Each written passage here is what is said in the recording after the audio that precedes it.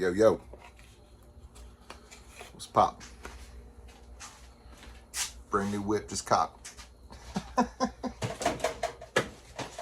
your boy could rap. Yeah, I had a little labor meeting on Friday. They're big on not recording every time you go in there. Now you got to state your name. They say it comes from Atlanta. I don't know about that. But they got to state your name. Matt Wiggins, not recording. And then they go through, they say so-and-so not recording, so-and-so not recording. But they didn't say I can't talk about it, you know? So that's what I'm going to do. I'm going to talk about it because, yeah, they were not happy. I had some supervisor working grievances. I've been filing them religiously for about a year now as a shop steward. I've wanted to file them before I was a shop steward, but the local doesn't really seem to enforce supervisors working. They don't enforce a lot of the offensive sides of the contract. And that was evident on Friday when I was in the labor meeting with the labor manager, the building manager, the center manager, and then it was me, and then it was the assistant building manager. He doesn't want to enforce it, but I do, and I'm gonna, because I got voted in through the center. The members want to enforce it. Our local does not want to enforce it. Point blank, period. And yeah, it sucks to go up in these labor meetings and not have, you know, when it's you, and then you're just trying to look for your support, you know, your higher ups, the ones that you vote in to enforce the contract, and you look back and they ain't there. I'm not going to say he outright doesn't say he doesn't want to enforce it. He talks in circles for like 2 hours. And, you know, there were a few things that we discussed in the labor meeting that I was trying to get a grasp on. They were talking kind of in code, and it was just, it was really weird. When I start getting confused, something else is going on. When they're, you know, they don't want to talk about the subject at hand, which is supervisors working. They want to, you know, especially when he wants to go on and on about stuff that, like, he takes you off course of, like, the conversation. You know, he talks you in circles. It's like gaslighting. Case in point, my argument was that they didn't exhaust all the resources they had that day. They had drivers that were getting in. They had, they could have hired. That was kind of one of my main sticking points. They should have hired prior to when the volume goes up. They got to hire. The members, they got to promote the members, the part-timers to come up and drive. They got to train them and stuff like that. They can't just wait on that. And knowing volume spikes coming, you know, when it's slow and they know the volume's coming, they got to prepare for that. That's their responsibility, in my opinion, to staff accordingly when it's needed. We got a lot of young guys part-time that want to come up driving, and I feel like they didn't prepare for that. So that was one of my main arguments. I don't know how far that argument's going to go compared to just flat out saying they didn't exhaust all resources. There was 2 grievances out. They're big ones. They're heavy ones. They were not happy. I could say I went in there and sat down in front of the labor manager who did a lot of the talking. Yeah, he was very aggressive. He was trying to get me, and you know, because I guess they know they have got me in the past, but yeah, they weren't getting me that day, and yeah, they were really trying to come at me on some real aggressive shit, and that's fine. You know, I talk firmly, I talk to the point. I give them. I'm very black and white. I'll argue the point at hand. I don't try to, like, go off in the beaten path like some other people. And you know, the fact is that supervisors were working. They didn't exhaust all options, including other drivers doing the work, including all they needed to do really at the end of the day was just have one of the new guys with the nice new pressed uniforms ride with one of the soups, and it wouldn't have been a problem because they would have been training them. But no, they decided not to do that. So there was 2 grievances. The first one, they're supposed to notify a shop steward as well. So they're immediately in the wrong because they tried to hide it from me and the members, you guys. I had my eyes and ears out there. You contacted me, said, hey, this supervisor's out working today on a Saturday. I found out about it. They left his numbers and his reports sitting there on Monday, so I just grabbed that and I wrote that out for like 8 hours, I think it was. I forget exactly what the number was. The second one, they did call me, and I said, well, thanks for going through the proper channels and notifying a shop steward before you work. I can't approve it or disapprove it. You have to notify me, and then we'll write the grievance accordingly. And then that's what I did. So I had 2 grievances for a lot of money that they didn't pay. You got to remember this, that they didn't pay Teamsters to do. They used their supervisors to do it. Contractually, they have to give the Teamsters that work. They didn't do that. They have to pay the penalty. The penalty is going to be double time for the hours that they work.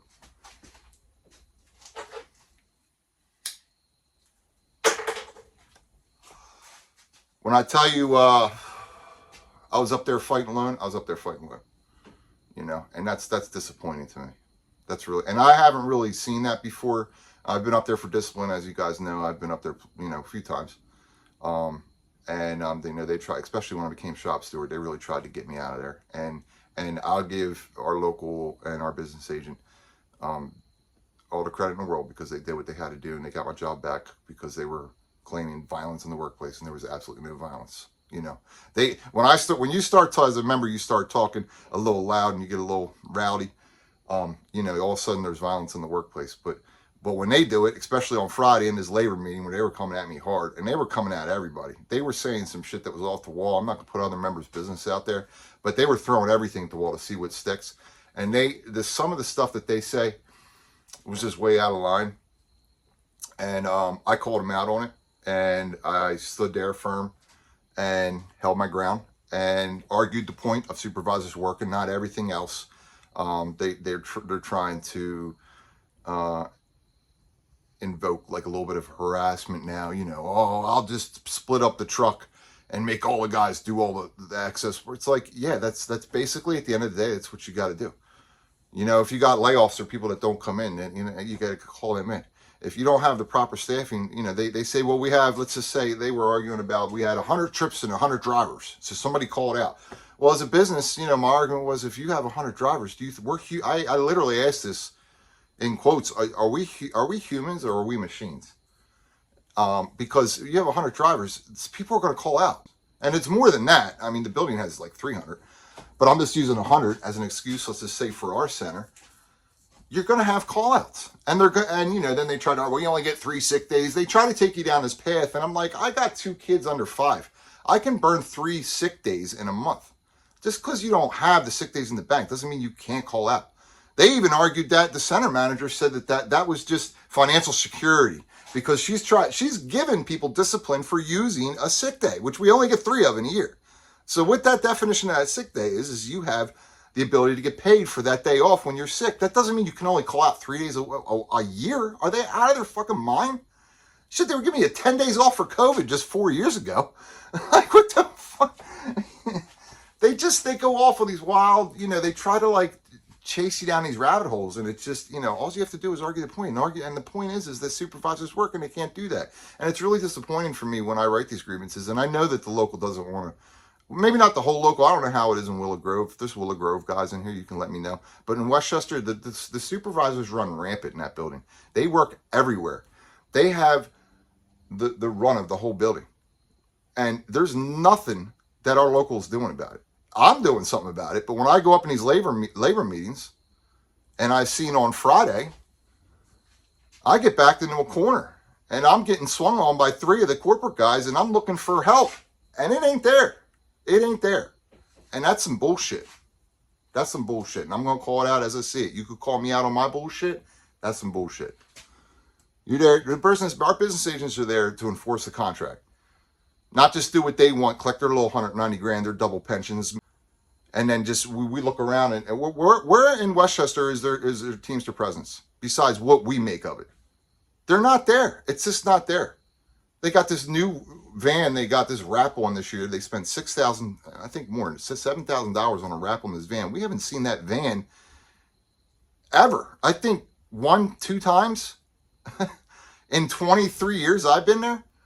Like, take this van, take the local, get the president, get the vice president, Get our secretary treasurer, acting business agent out of the Westchester building. Get your ass down there, set up some tables, shake some hands, engage, enforce the contract. That includes soups working. That includes our 8-hour requests. These guys put 8-hour requests and it's violated. The first thing they say is, oh, well, did you have something to do that day? It's not the point. You had an 8-hour request. They have to enforce the contract. They have to honor that 8-hour request. And if they don't honor it, they have to pay a penalty. And that's our quality of life. And that's what's missing in our local. I'm not saying when there's problems and there's discipline that they don't do a good job. I'm not saying that. It's all the other stuff, that needs to be addressed. And it's just not. And, yeah, I think that they're a little too cushy. Yeah, I'm going in on this one. I don't give a shit, especially the way I was treated Friday. We got out of the labor meeting. I said, doctor for panel. Doctor, I'm not settling. The supervisors work. They work. They work every day. This is just the big ones I caught you on. They're putting, I'd imagine the amount of hours that supervisors work in the Westchester building out of local 384 is probably, oh my God, dozens and dozens of hours a day that supervisors move packages through the UPS system, the progress of packages through the UPS system. They had the nerve to say in the labor meeting that something something real nonchalant about how they had drivers doing air meets, like it's no big deal. And I looked at the building manager, and I'm like, that's supervisor's working. And he looked at me and laughed. That's our jobs. That's the guys, you preloader guys, you Twilight, you guys want overtime. That's your overtime. When they have late airs and they have those shuttles that come down, when they've had late airs like three times a week because the company's just going to absolute shit under Carol Tomei, that's for sure. They've had late airs in the past month, like at least 3 times a week. All on our own, not weather, not all that shit. Something's going on. I don't know what's going on. Fix that shit, right? That's what they tell us when we're doing something wrong. Fix it. They haven't fixed that forever. They got late airs. They have they cut all the preloaders, and then they have supervisors ride E-reg trains for these dumps of airs that are coming in. That's Teamster job. They got a guy on a forklift every day for as long as I can remember. I think he's retiring. He's a nice guy. He's a supervisor. He forklifts these big palatable packages into like box trucks that go probably, I think, to the post offices and stuff like that. That's a Teamster job. When I walk up into the center and I see supervisors trying to clean up, when they got a package in their hand, they're loading into trucks and stuff like that and helping guys out. That's supervisors working. And what we need to do is get rid of those supervisors and put Teamster members in there. Not what they try to do and threaten you and say, well, now all the work's on you. Bullshit, the work ain't on you. You do the fair day's work, fair day's pay, just like we do. And when that shit builds up, you better get a Teamster member to get in there and load it. You don't have to carry the world on your back. Stop that shit. So anyway, yeah, I had a real interesting Friday. I'm going to call it as I see it. I got left out to dry on it. I didn't agree to the grievances, so, I went out and talked with our business agent for about 15 minutes, and he was talking about, what you're doing is great. You're going to put new wording in the contract and like just leading me down, and I just wasn't understanding. And sometimes, I'm a little hard-headed. I don't get everything, but he has a way of like mixing stuff up. He politicized everything. It's all like he just feeds you all this shit, and it doesn't go anywhere. You end up going like, oh, okay, like after 10 minutes he's just talking, and it's like, all right, but he never answers the question. I like to stick to the point. The supervisors were working. They didn't exhaust all their resources. Pay the penalty. Because they're going to do that when they know they can get away with it. And they've been getting away with it forever. And that shit is going to end here. At least I'm going to try to end it. Unless now I'm feeling like, now I got to watch both sides. I'm like, all right, well now, now who's coming out? You got to have the support of your local, man. And I know they don't make videos, and I call them out, and they don't have a chance to.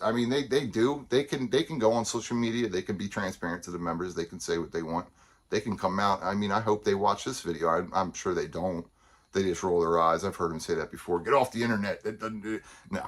The internet's great. I've learned more on the internet in the past 5 years with guys like Greg Corward and all them guys than I have in 23 years with this local, because they don't engage and they don't teach the members. They just tell you to basically shut the fuck up.